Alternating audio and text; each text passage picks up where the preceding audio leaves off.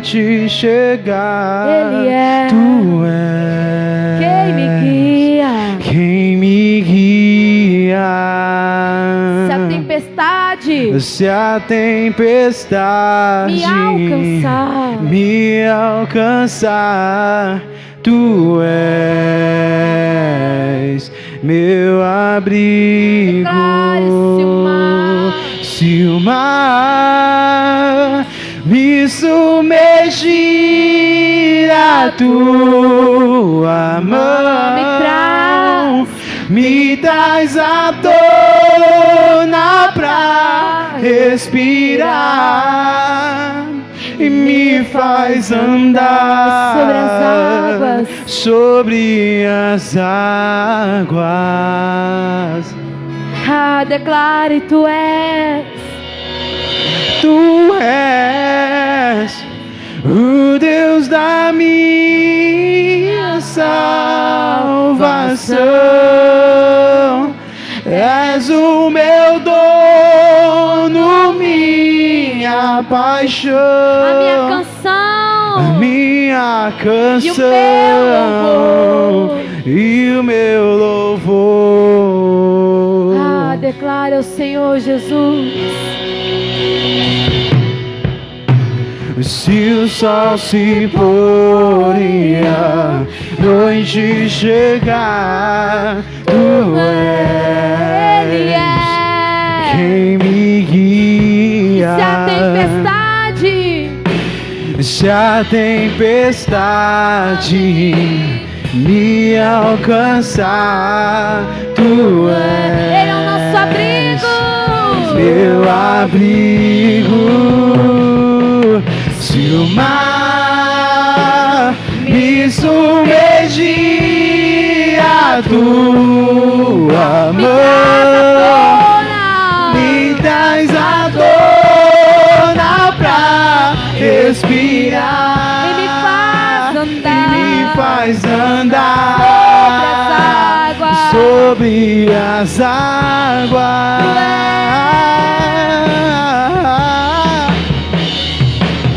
Tu és o Deus da minha salvação.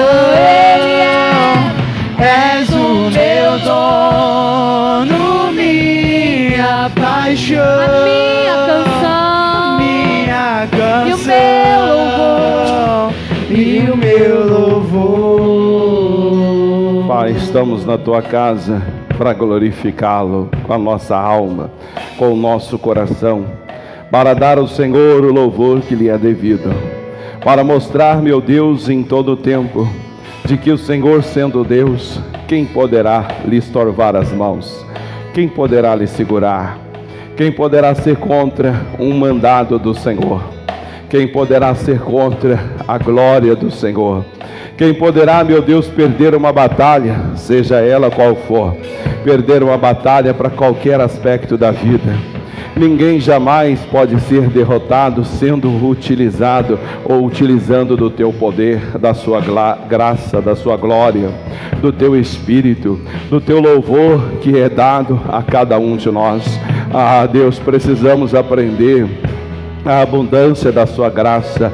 Oh Deus, eu preciso conhecer as riquezas da abundância da Tua graça. Esse mês é o que nós estamos falando, é o que estamos planejando, e por isso, Deus, com alegria chegamos diante de Ti, declarando, ó Deus, que aquele saldo, aquela maneira de louvar, de engrandecer o Senhor, e assim, Deus, com o nosso coração alegre, nós cantamos e deixamos claro que sabemos, ó Deus, que o Senhor é aquele que nos ajuda, e graças a Deus, aleluia, Deus, por isso tudo, é o que nós precisamos, ó Deus, é o que nós temos na nossa alma, no nosso coração, e se você acredita, você vai cantar, aleluia, para esse Deus todo-poderoso.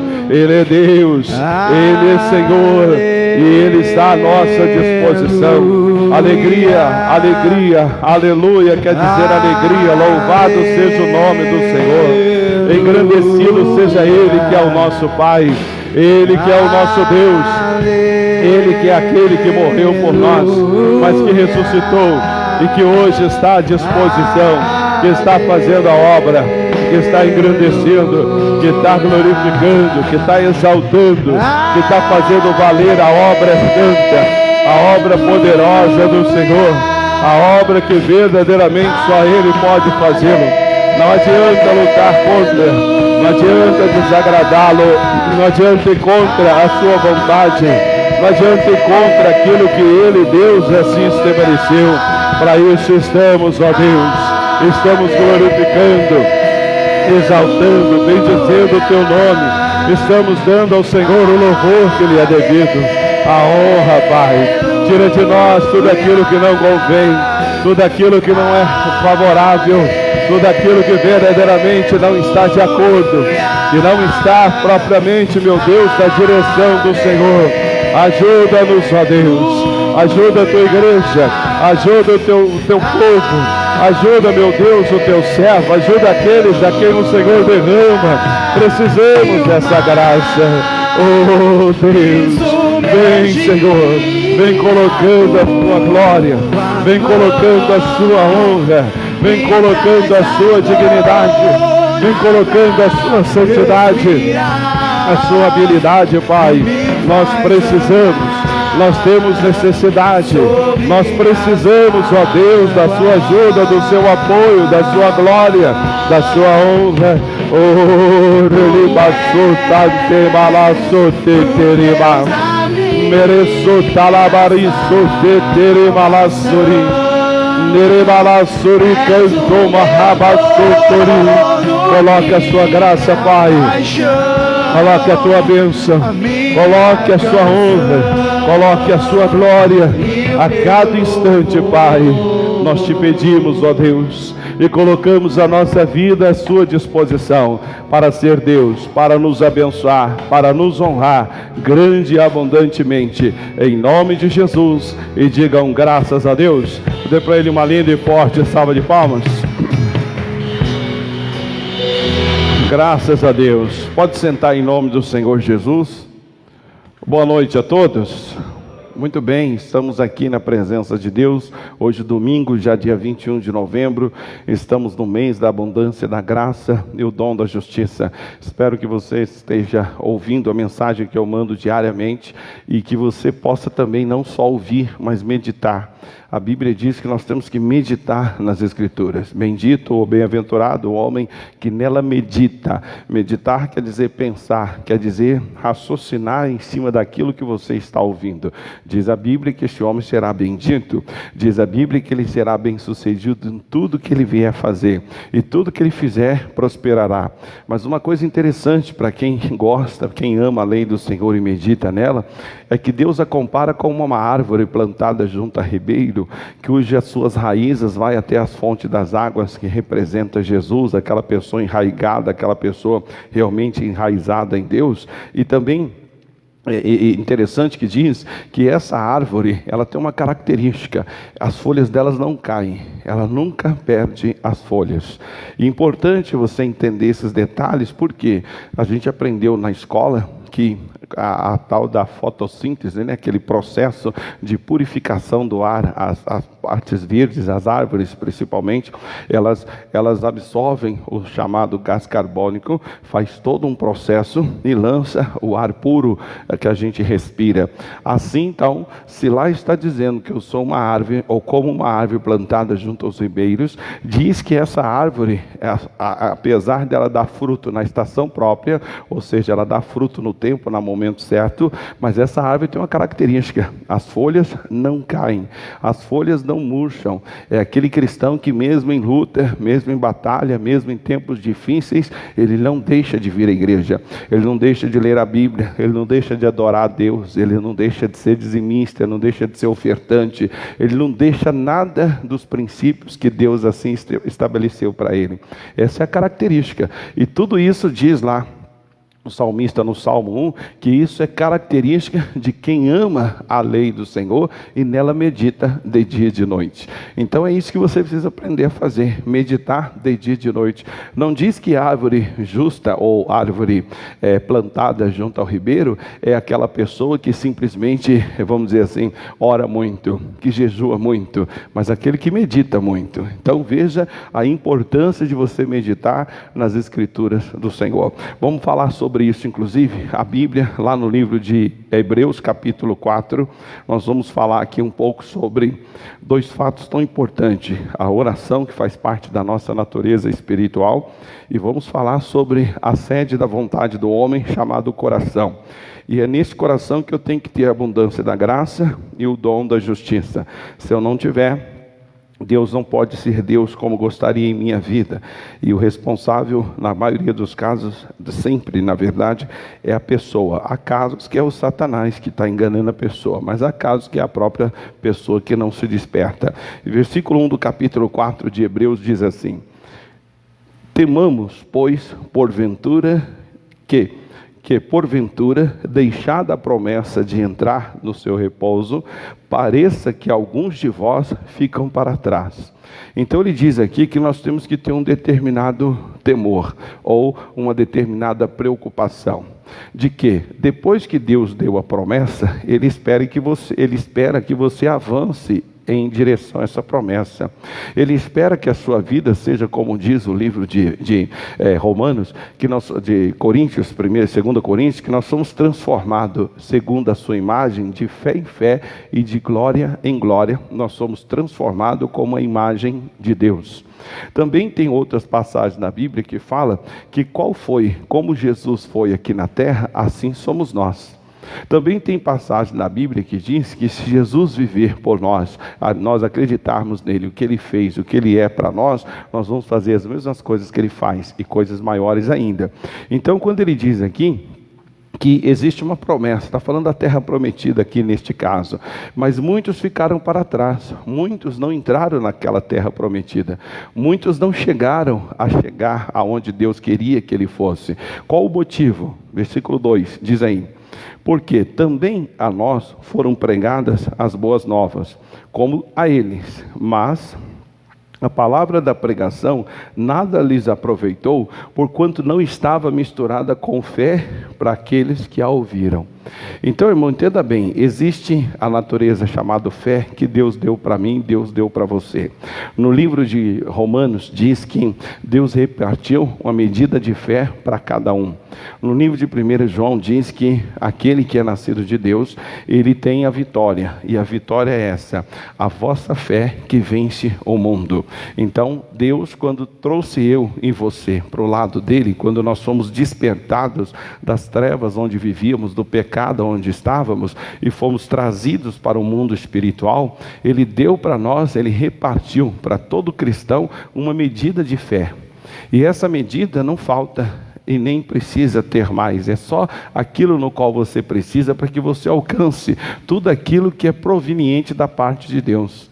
Então, todas as boas novas, todas as palavras que estão na Bíblia, tudo que você ouve, você tem que misturar com fé.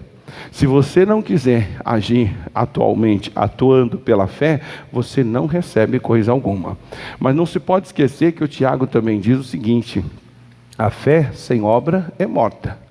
Então, todo aquele que tem fé, que tem convicção de uma coisa, naturalmente ele mostra agindo, ele mostra fazendo. É você chegar agora, até inclusive tem psicólogos e linguísticos que eles falam sobre isso. Hoje a neurologia tem falado muito sobre as características do Evangelho. Um dia desses estava ouvindo a mensagem de um pregador já falecido, já li alguns livros dele, David Poinhouk, e ele então fala numa mensagem que um dia ele estava almoçando com um neurocirurgião e também neurologista, neurolinguístico, lá da Coreia do Sul, da onde ele era. E ele estava lá almoçando e tal, E aí o camarada, o cirurgião, fez para ele um comentário. Ele falou: senhor Dr. Chu, o senhor só sabe que a ciência atual nos tem provado que estávamos errados em muitas coisas em relação ao cérebro. E uma das coisas que nós descobrimos agora, que a maior parte de todo o organismo, ou todo o comando do corpo, é dirigido pela fala. A fala é a maior ordem de comando, o maior ponto de comando em relação a tudo que refere-se ao homem. Pela fala, o cérebro, ele domina tudo e ele se prepara para tal. E aí ele vai falando, né, comentando lá. Aí o pregador brincou e falou assim: eu já sabia disso. Ah, você já sabia disso? Mas como? Né? Ele não é médico, nem nada, não fez parte do estudo, como é que já sabia? Falou: você já sabia? Eu falei: já sabia disso. Mas quem que falou isso para o senhor? Aí ele brinca e fala assim: o doutor Tiago. Doutor Tiago? Quem que é esse doutor? O doutor Tiago é um apóstolo de Jesus, que há tantos mil anos atrás escreveu, lá no livro de Tiago, capítulo 3, versículo 1, diz: não queira muitos de vós ser mestre, porque o juízo há de ser muito maior. Mas aí ele fala assim: aquele, porém, que sabe que não tropeça, ele fala assim: tropeçamos em muitas coisas, todos nós tropeçamos em muitas coisas, mas aquele que não tropeça na língua, ele é capaz de refrear todo o seu corpo. Agora veja, a neurociência hoje está entendendo que, através da fala, todo o corpo reage a tudo que se ouve da sua boca, seja da sua boca ou da boca de alguém. Através da fala, todo o organismo se prepara para tal. E eles chegaram à conclusão que até pessoas que têm o hábito de dizer que já está velho, já está, né, não, estou muito velho e tal, isso colabora para a pessoa envelhecer mais rápido ainda.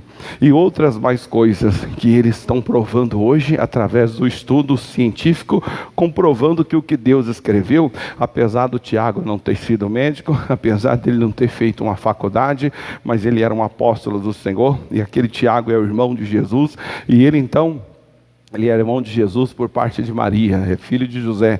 E ele então escreve lá na carta que ele escreveu, que é a carta universal, que é para todos os cristãos, todas as partes do mundo. Ele deixa claro que você pode, todos nós tropeçamos em muitas coisas, mas o varão que não tropeça na língua, ele é perfeito. E ele é apto para refrear todo o seu corpo. Então veja que todo o domínio do corpo, seja ânimo, seja desânimo, seja uma atitude positiva ou negativa, está tudo no que você fala.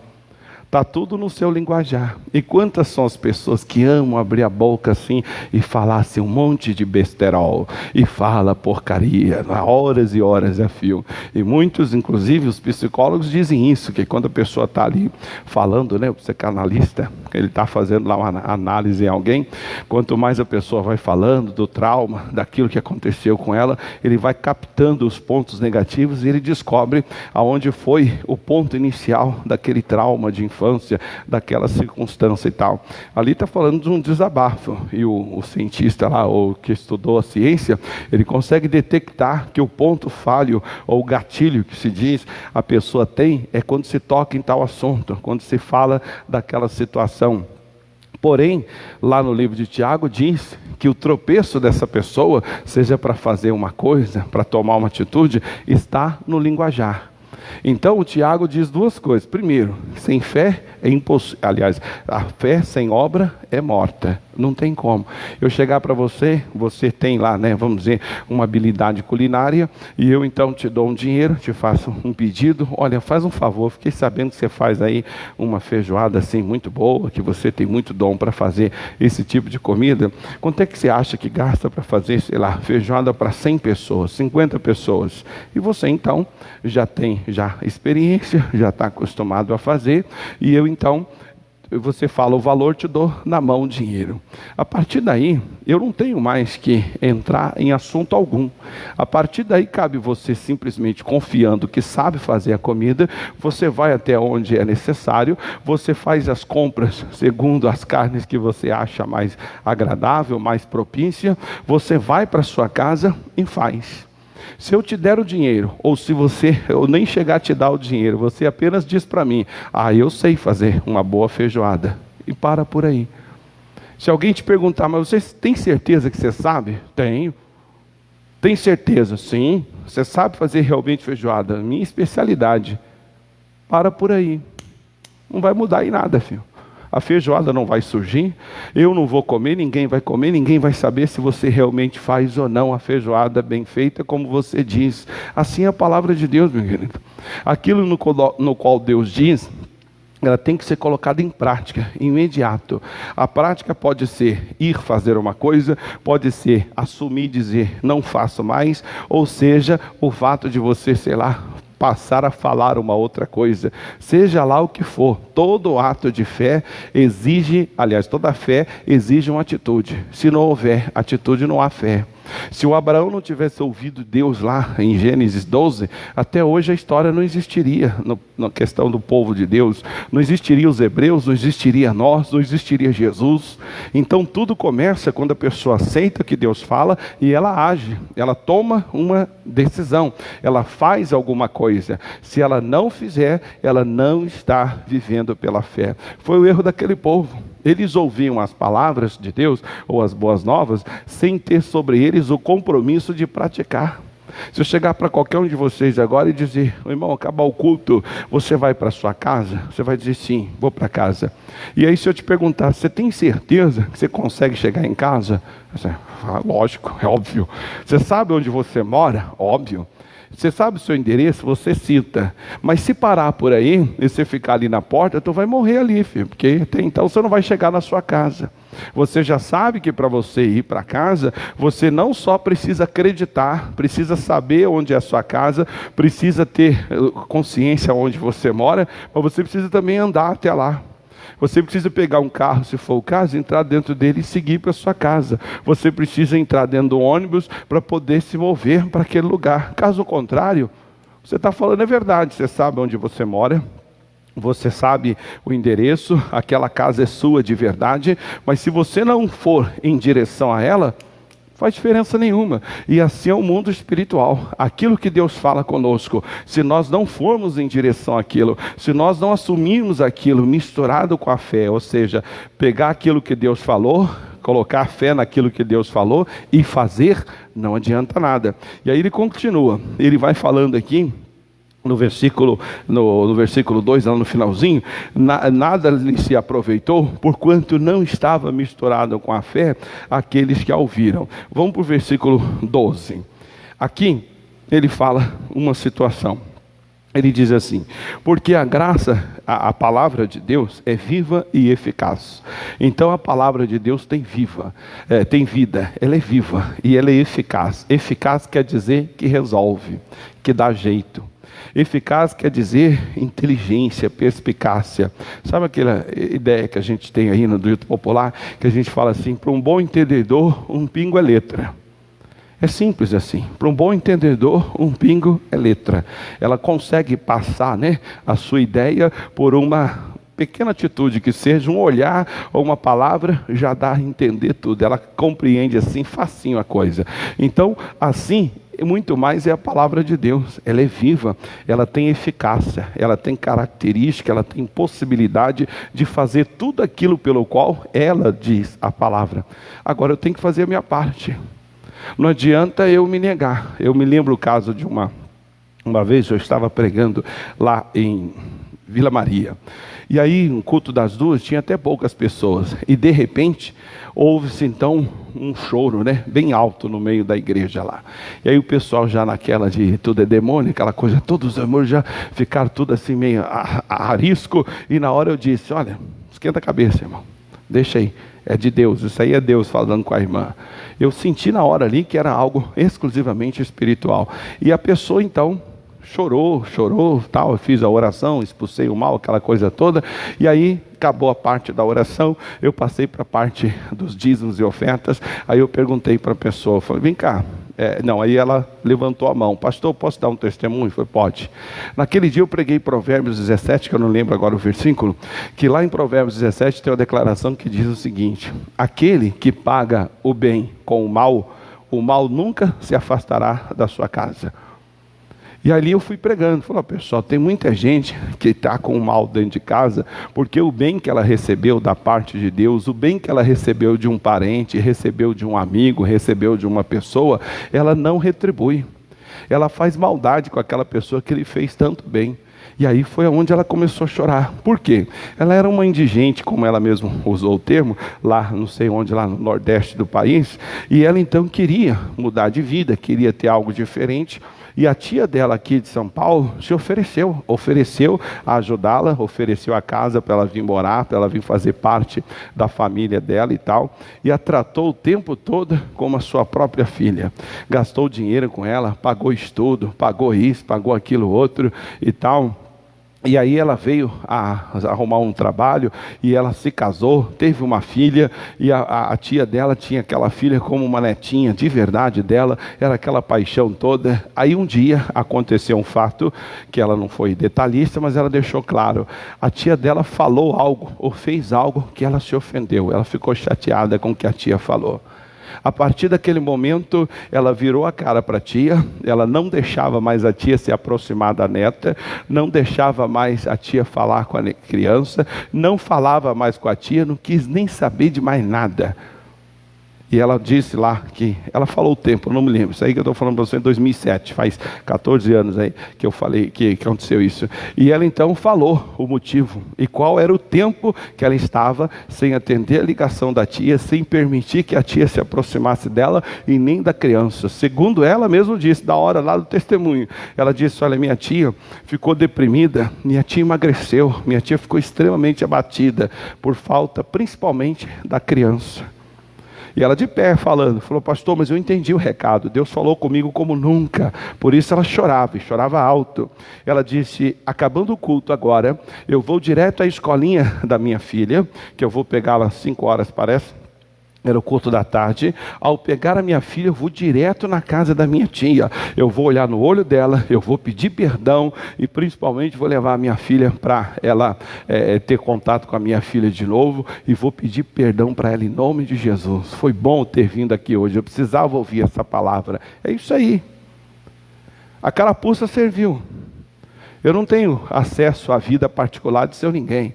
Eu apenas senti que eu tinha que pregar aquela mensagem e aquela mulher que estava lá era exatamente uma das pessoas que mais precisava ouvir aquilo. A tia dela fez tantos benefícios para ela, aguentou ela dentro de casa, gastou dinheiro com ela, pagou estudo, pagou isso, pagou aquilo outro, tratava igual uma filha, deu a ela mordomia e obras assim grandes para ela. E no entanto, por causa de uma ofensa que a tia fez, ela simplesmente ficou chateada e não falava mais com a tia. Mas tem gente que é assim.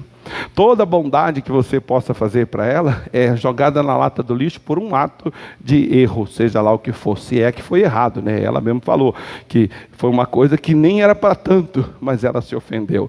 E assim é o que o diabo faz, em relação inclusive a Deus. A pessoa, Deus fez tantos benefícios para a pessoa, aí ela pede uma bênção, uma coisa, não é o tempo, não é a hora, não acontece, ela esfria, ela se afasta de Deus, se desliga de Deus, ela não entende aonde é que está o grande problema.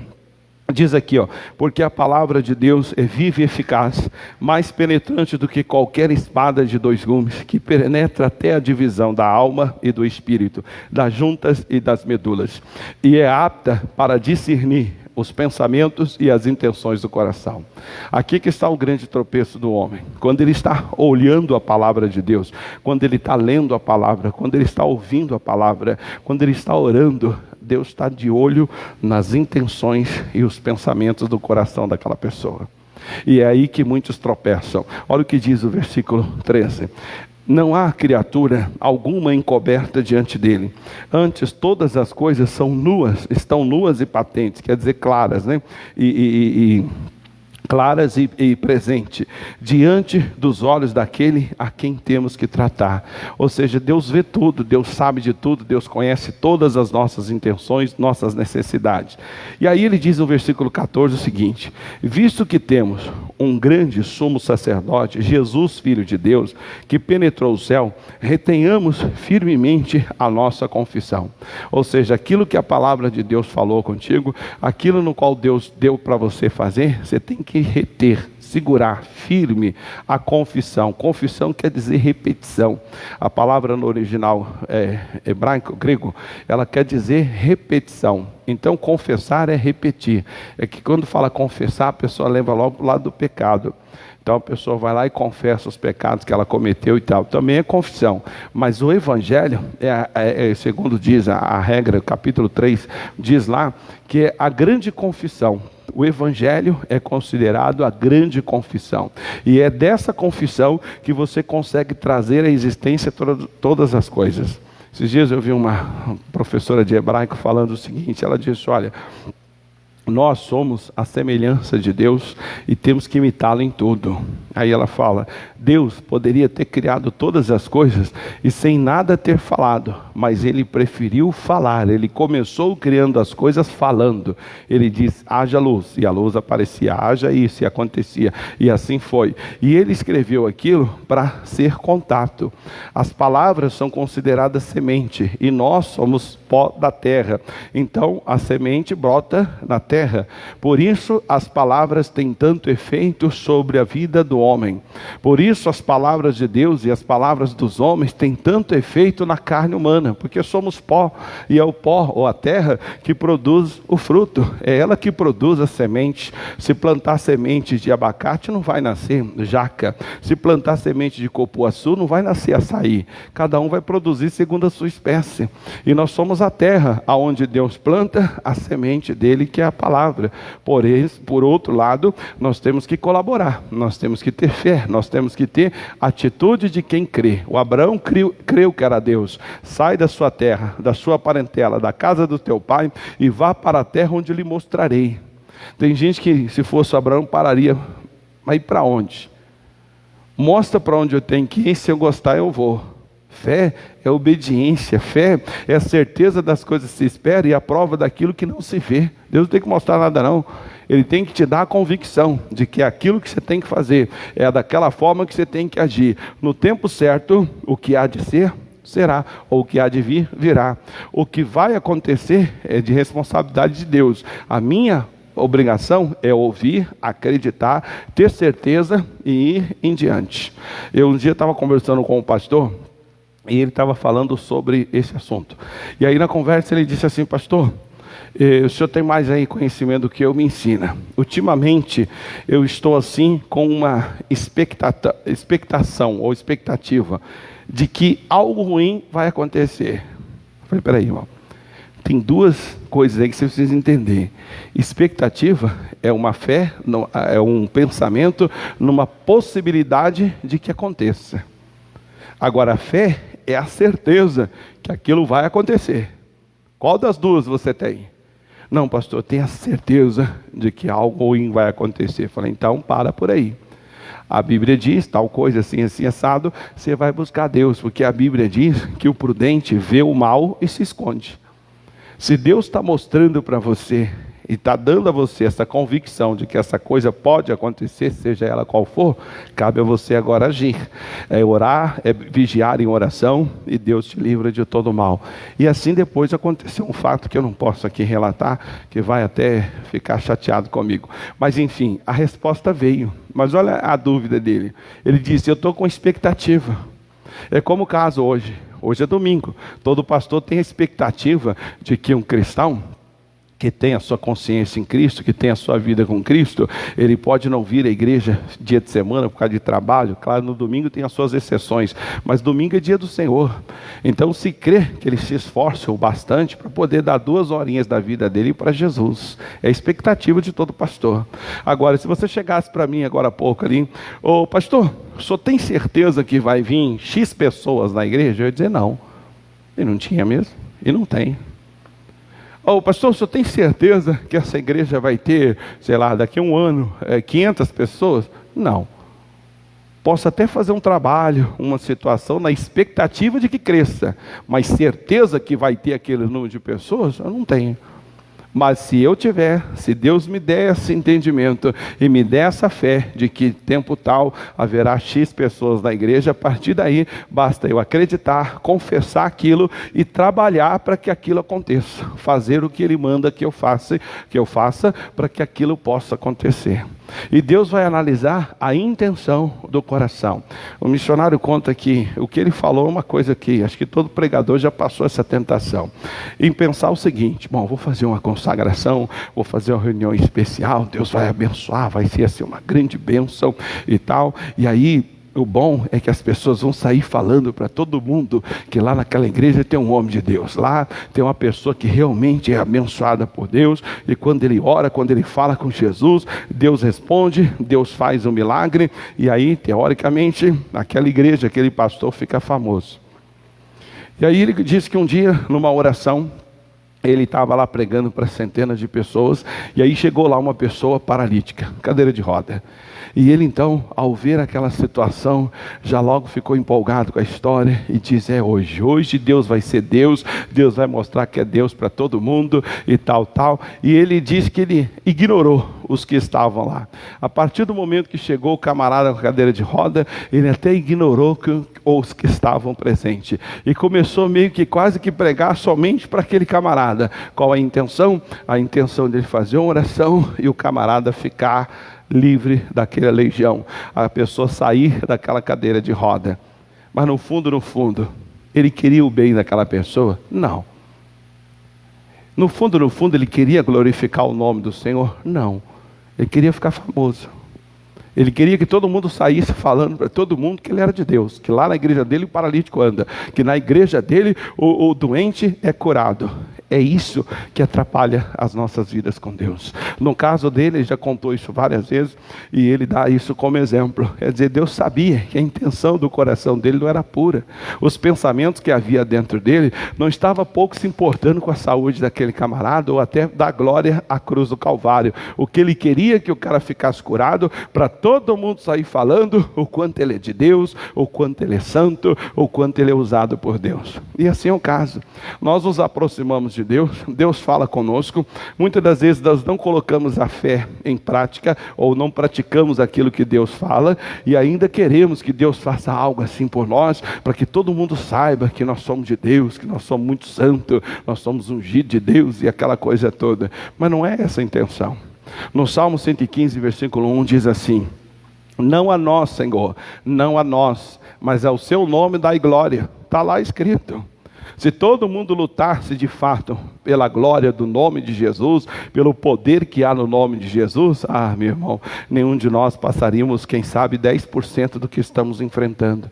Mas é que no fundo, a gente quer se dar bem, a gente quer receber algum benefício. Não que seja errado, até recebemos, mas o benefício principal é você simplesmente divulgar, falar e ser servo de Cristo. E quando está diante dele, olha o que diz o versículo 14, né? Visto que temos um sumo sacerdote, filho de Jesus, que penetrou os céus, retenhamos firme a nossa confissão. O 15, porque não temos um sumo sacerdote que não possa se compadecer das nossas fraquezas, porém um que, como nós, em tudo foi tentado, mas sem pecado.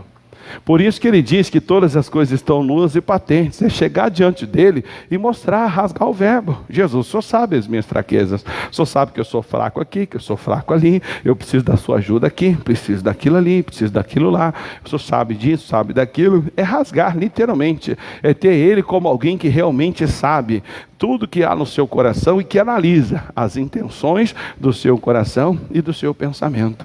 Essa irmã que entrou na igreja lá na Vila Marinha, ela não foi lá para tomar um puxão de orelha de Deus e deixar de ser má, e deixar de ser ruim com a tia dela, principalmente que ela caberia a ela, no mínimo, ser grata.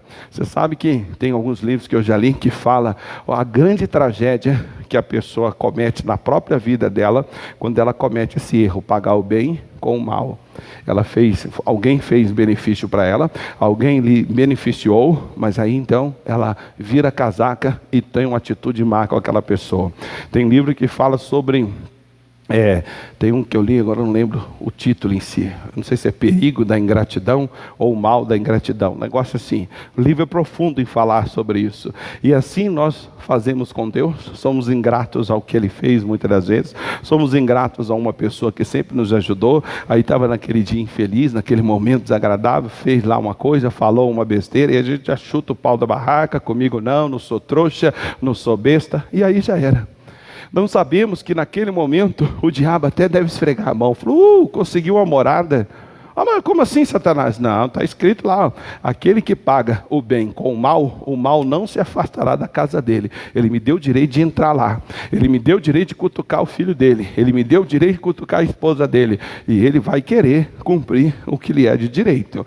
E se a pessoa não se arrepende, a vida fica toda amarrada. Essa mesma irmã depois voltou lá, contou que porta de emprego se abriu, que estava tudo bem. Eu não conversei com ela. Ela falou com a minha auxiliar na época lá, que é a pastora Maria Paula, e aí deu recado para ela, falou, fala com o pastor que desde aquele dia a minha vida mudou, tudo ficou novo, tudo ficou diferente, estou numa boa com a minha tia, a minha neta, a minha filha fica na casa dela, está tudo em paz, graças a Deus. Agora sabe Deus quantas das vezes essa mulher deve ter pedido a Deus algum socorro, alguma ajuda, e parecia que estava tudo fechado, mas por quê? Deus olhava no coração e via aquela maldade que ela fazia contra a tia. Está aí uma coisa que você deveria ter muita preocupação. A grande maioria dos cristãos não se preocupam, eles pensam assim, não adulterarás, não furtarás, não matarás, não farás falso testemunho ou mentirás, e tal e tal. É verdade. Tudo isso é não, está lá escrito. Mas você tem que entender que o pecado principal aí não é propriamente ofender a Deus. Mas quando diz não matarás, ele está se referindo a você não tirar a vida de um semelhante. A preocupação dele era justamente você não tirar a vida de alguém igual a você. Aí a pessoa não mata pensando o seguinte, não, porque se eu matar, estou pecando contra Deus. Sim, mas o pecado contra Deus é original quando se peca contra a pessoa. Quando se peca contra o irmão, quando se peca contra alguém, é que você realmente está chateando a Deus. Você está magoando a Deus, e quem crê nisso? Poucas pessoas. Poucas pessoas preocupam-se na sua conduta, no que falam, como agem, para não gerar essa dor no coração de Deus, de haver contenda, haver intriga e por aí. Lá no livro de Provérbios, lá fala que nós não podemos esquecer de 6 coisas. Tem 6 coisas que Deus detesta, e a 7ª ele odeia. Aí fala, derramar sangue inocente, pés que correm para o mal, boca altiva, pensamentos viciosos e tal. Quando chega na 7ª ele diz assim, e aquele que semeia contenda entre os irmãos, essa Deus detesta, ele odeia. Tem tradução que fala odeia, tem tradução que diz que ele abomina. Abominação quer dizer algo tão nojento que faz até a pessoa vomitar. Assim Deus reage quando temos esse péssimo hábito de semear contenda entre as pessoas. Fazer fuxico, que você sabe que vai gerar treta, vai gerar problema, e você então continua fazendo, continua sendo assim.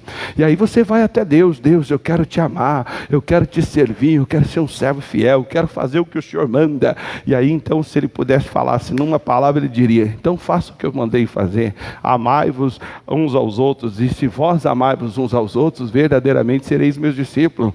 Você quer meu discípulo? Você quer ser meu discípulo e não ama todo mundo? Você quer ser meu discípulo e quer amar só sua vovó dos outros que morram, que se danem para lá? Não, eu tenho que ser justo. A vovó de todo mundo é importante, não é só a sua não.